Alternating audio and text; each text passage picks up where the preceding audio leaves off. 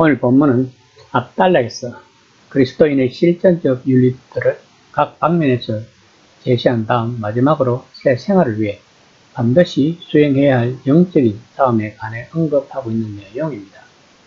그리스도인들은 자연적인 세상과 영적인 세상에 함께 살기 때문에 사악한 영들의 공격을 받게 된다는 것입니다.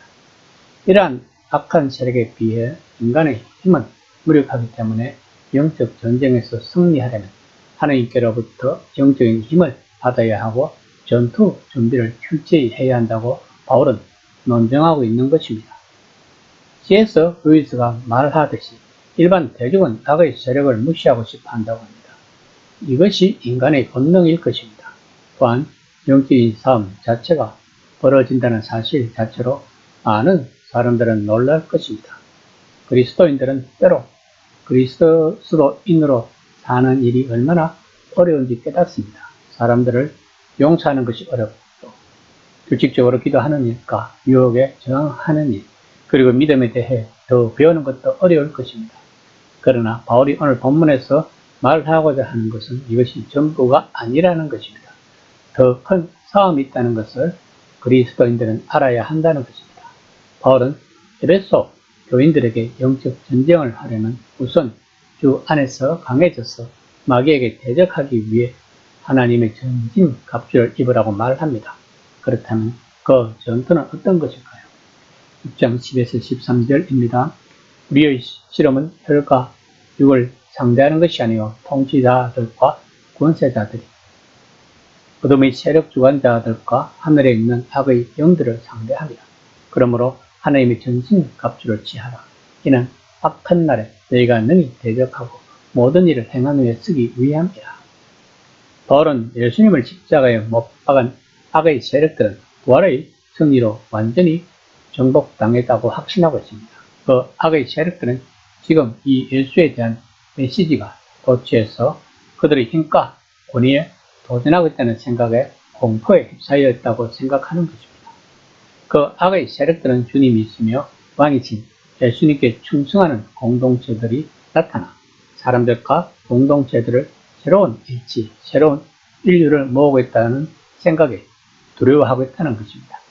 이것이 창조주의 주권적 능력을 보여주는 증거이며 그러므로 자신들에게 파멸이 임박했음을 보여준다는 것을 알고 두려움에 떨고 있다는 것입니다.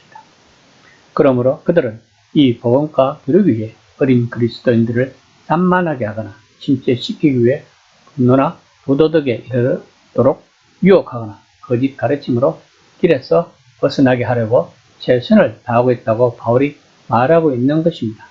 이에 대해 바울은 어떻게 영적 전쟁에 임하여야 하는가에 대해 다음과 같이 말하고 있습니다. 6장 14절입니다. 그런즉 서서 진리로 너희 허리띠를 띠고 의의 호신경을 붙이고. 바울은 진리를 강조하고 있습니다. 기독교 메시지의 기본은 진리라는 것입니다. 효력이 있기 때문에 진리가 아니라 진리이기 때문에 효력이 있다는 것입니다. 그러므로 복음의 순전한 진리를 절대로 포기하지 말아야 한다는 것입니다. 그것은 다른 모든 것을 묻고 제자리로 있도록 고정하는 허리띠 같은 것이고 진리의 중요성에 대해 바울은 역설하고 있는 것입니다. 또한 바울은 의에 대해 말하고 있습니다. 의는 정의라고 볼 수 있습니다. 그 정의는 한 분이신 참 하나님이 유일한 참 심판자이시며 온 세상을 바로 잡으려 하신다는 것은 분명한 사실입니다. 실제로 하나님이 예수님의 정당성을 인정하시고 그 안에서 우리의 정당성을 인정하셨을 때 우리들은 어렵다 하셨을 때 이미 그 과정이 시작되었던 것입니다. 하나님의 근본적 정의와 선하심 또한 그리스도인들이 이미 그분 앞에서 옳다 인정받은 그 주인은 정면 공격에 맞서 우리를 보호하는 가슴막이 같은 것이라고 바울은 논증하고 있는 것입니다. 6장 15절입니다. 평안의 복음이 준비하는 것으로 신을 신고 이것은 2장 11에서 22절에서 말하듯이 하나님과 평화를 누리고 이전에는 적대적이던 다른 무리와 평화를 누린다는 메시지입니다. 즉은 우리를 완전히 넘어뜨리기 위해 할 수 있는 일은 무엇이든 할 것이며 그러나 이 평화의 메시지를 꼭 붙들면 좋은 군화처럼 우리들을 똑바르게 서 있게 해줄 것이라고 말하고 있는 것입니다. 6장 16절입니다. 모든 것 위에 믿음의 방패를 가지고 비로소 능히 악한 자의 모든 불화살을 소멸하고 예수님을 부활하신 주님으로 믿고 예수님을 전적으로 충성하면 저기 성도들을 향해 불화살을 쏠 때 보호받을 수 있다고 바울은 말하고 있습니다. 화살은 의심이나 절망의 형태로 보일 수 있을 것입니다. 역경일 수도 있을 것입니다. 또는 유혹일 수도 있을 것입니다. 혹은 오만과 자만을 야기하는 어떤 승리나 성공일 수도 있을 것입니다. 바울은 충성된 믿음은 이 모든 것을 꺼버린다고 말하고 있는 것입니다. 6장 17절입니다.